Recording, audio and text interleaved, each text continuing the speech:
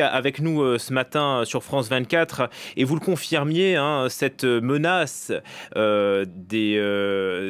d'attentats terroristes était crédible à Kaboul. Oui, tout à fait. Elle était crédible absolument dès le premier jour. Parce qu'il faut se rappeler que même si les talibans tiennent la ville et contrôlent quasiment le pays aujourd'hui, il y a d'autres factions qui sont présentes, dont l'État islamique qui est en guerre avec les talibans.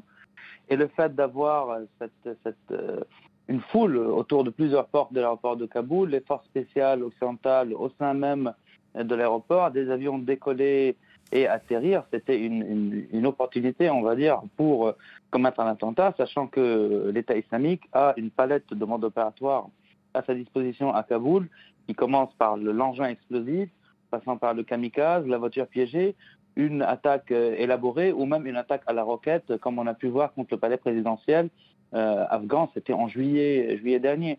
Et on note que pendant les derniers 11 jours, l'État islamique n'a fait aucun communiqué par rapport à son activité en Afghanistan, alors que c'est une activité ascendante et très présente dans plusieurs lieux, que ce soit contre les talibans d'ailleurs, ou contre les forces gouvernementales. Donc là, il reste peu de doute sur la responsabilité d'un groupe ou d'un autre. Celui qui a intérêt vraiment à faire de l'ombre aux talibans, c'est l'État islamique, en démontrant d'une certaine manière qu'il continue à s'attaquer aux croisés et à leurs aides, aux espions qui se font acheminer, comme il dit, alors que les talibans, eux, aident à l'acheminement de ces gens-là et aident les Occidentaux. C'est un revers donc pour les talibans, hein, qui eux avaient salué le retour de la sécurité en Afghanistan.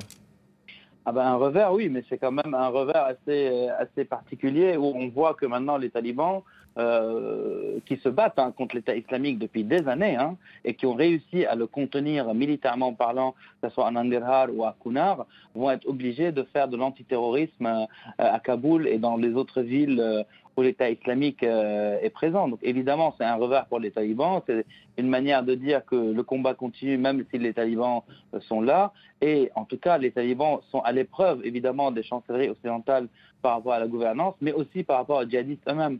Parce que tout dépend du système de gouvernance qui va être mis en place et qui va faire qu'il y aura des défections au sein même des talibans vers des factions les plus radicales et dont l'État islamique. Parce qu'il faut rappeler que l'État islamique a réussi à s'implanter en Afghanistan grâce au dessus des talibans. Donc c'est une donnée à prendre en considération. Et aujourd'hui, on sait que les talibans tiennent le pays. Comme vous l'avez très bien dit, ils assurent que la sécurité est bien réelle à Kaboul, mais ils n'ont pas du tout les capacités qu'avait le gouvernement afghan, plus l'apport américain, pour contrer un mouvement djihadiste de manière sécuritaire et pas que militaire. Donc il y a de grandes questions qui restent en suspens.